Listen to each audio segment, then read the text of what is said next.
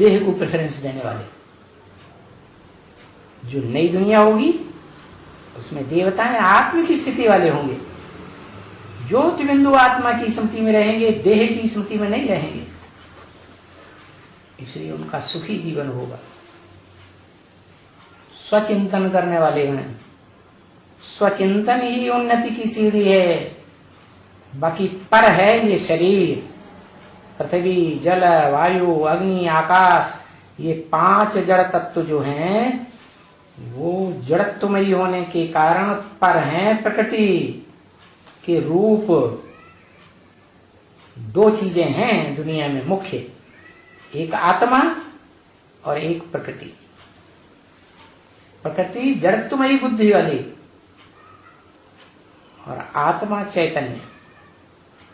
जब आत्मा चैतन्य सात्विक बनती है, स्वचिंतन में स्थिर रहने वाली, आत्म की स्थिति में स्थिर होने वाली, जो गीता में कहा स्वधर्मे निधनम से यह परधर्मो भयावह। स्वधर्म बहुत श्रेष्ठ है, परधर्म अर्थात प्रकृति का धर्म, प्रकृति की धारणा बहुत भय पैदा करने वाली है। आज दुनिया में सारी दुनिया के मनुष्य मात्र भौतिकवादी बन गए, पंचभूतों का आलोड़न कर रहे हैं, विश्लेषण कर रहे हैं, बड़े बड़े वैज्ञानिक बन रहे हैं, बड़े बड़े डॉक्टर बन रहे हैं। डॉक्टरों के बल से इस दुनिया में बीमारियां खत्म हो रही हैं और नई नई बीमारियां बढ़ती जाती हैं, समस्याएं बढ़ती जाती हैं। और न वैज्ञानिकों के बल पर इस दुनिया में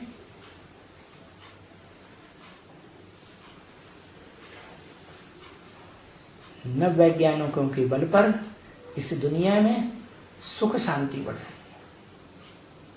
सब अशांत हो रहे हैं, सब दुखी हो रहे हैं। क्या होने वाला है? इतनी एटॉमिक एनर्जी तैयार हो रही है। द्वितीय विश्व युद्ध में तो छोटी छोटी 20-20 मेगावाट की बम्बियां विस्फोट हुई थी। उस समय कितना हाहाकार हो गया था विश्व में। उस समय के घायल आज भी हॉस्पिटल्स में पड़े पड़े हाय हाय कर रहे हैं। उनकी हाय हाय देखी नहीं जाती किसी से। अभी तो हजारों हजार वाट के एटम बम बने पड़े हैं, एक देश में नहीं अनेक देशों में। परंतु किसी में ताकत नहीं है। वैज्ञानिकों में इतना आत्मविश्वास नहीं है कि अपनी ही बनाई हुई रचना एटम बमों को विस्फोट कर सकें, क्योंकि जानते हैं हम विस्फोट करेंगे तो दूसरे राष्ट्र भी विस्फोट करेंगे और विश्व युद्ध छिड़ जाएगा। और विश्व युद्ध आने पर जब सभी एटॉमिक एनर्जी से विश्व युद्ध में कूद पड़ेंगे तो ये सारी दुनिया भस्म होने वाली है। तो हम भी भस्म हो जाएंगे। तो आत्मविश्वास सा पर डगमगाए रहा है। तो सृष्टि रूपी रंगमंच पर ऐसी आत्मा चाहिए जिसके आत्मविश्वास को कोई डिगाए न सके। और वो भारतीय पुराणों में, भारतीय परंपरा में गाया हुआ है। एक ही मनुष्य मात्र है जो सृष्टि विनाश हो जाती है लेकिन उसका विनाश नहीं होता। वो महाकाल गाया हुआ है। कौन? कहां का महाकाल प्रसिद्ध है?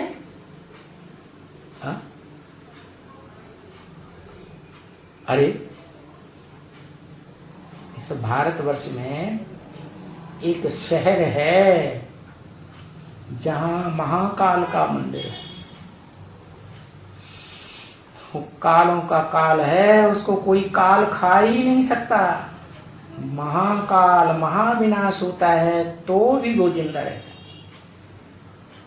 जो गैन है, शंकर का कोई माता पिता नहीं, उसको कोई जन्म देने वाला नहीं, उसकी कभी मृत्यु नहीं होती। महामृत्यु भले हो जाए लेकिन उसकी मृत्यु नहीं होती। वो एक ही शख्सियत है इस संसार में जिसका शरीर नष्ट नहीं होता,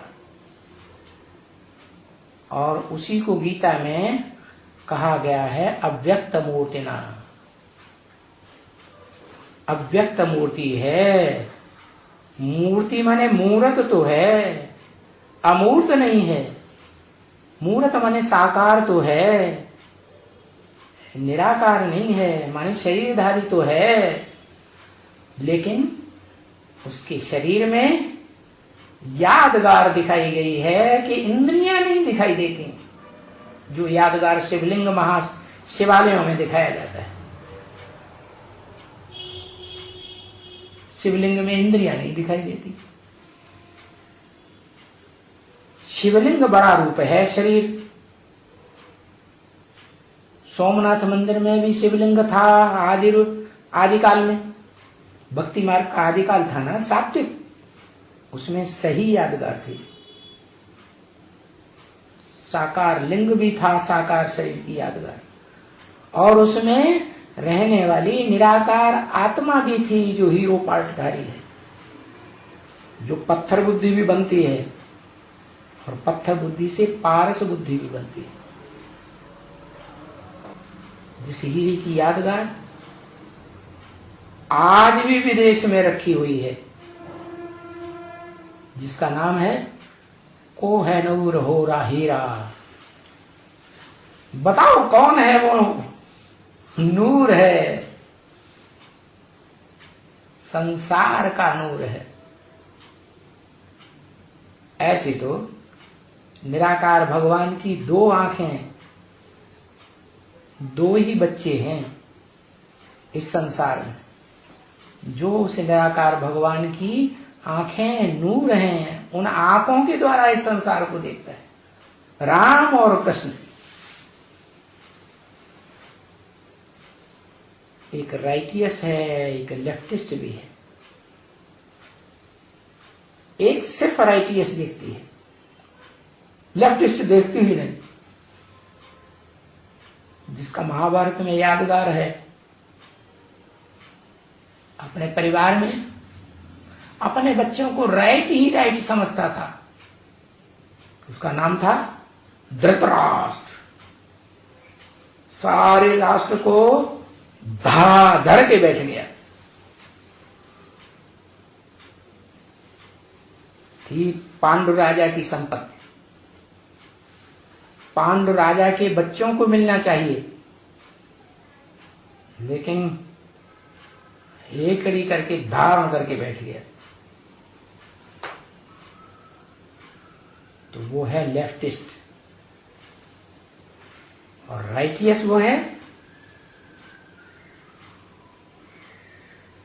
जो राइटियस पार्ट बजाता है। उसका नाम महाभारत में पड़ता है युद्ध स्थिर। विश्व युद्ध क्यों न हो जाए, तृतीय चतुर्थ विश्व युद्ध। तृतीय विश्व युद्ध महाभारी महाभारत विनाश, और चतुर्थ विश्व युद्ध है एटमिक एनर्जी का विनाश। लेकिन वो स्थिर रहता है। वो क्यों हुआ, क्या हुआ, कैसे हुआ, कैसा होगा, इस चक्र में नहीं आता, क्योंकि वो अखूट ज्ञान का भंडार, शिव का बड़ा बच्चा है। हिस्ट्री में बड़े बच्चे को ही राजाई मिलती रही है। वो बच्चा भविष्य को देख करके जितना खुश रहता है, उतना 500-700 करोड़ मनुष्य आत्माओं में से कोई भी बच्चा उतना खुश महाविनाश काल में नहीं रह सकता। तो उस बच्चे से जो सारी मनुष्य सृष्टि का बाप है, आत्माओं का बाप नहीं है, लेकिन साकार मनुष्य सृष्टि का बाप है, उससे बच्चों को प्रेरणा लेनी है। ऐसे तो सूर्यवंशी तुम बच्चों को बहुत कुछ मिल गया है और मिलना ही है।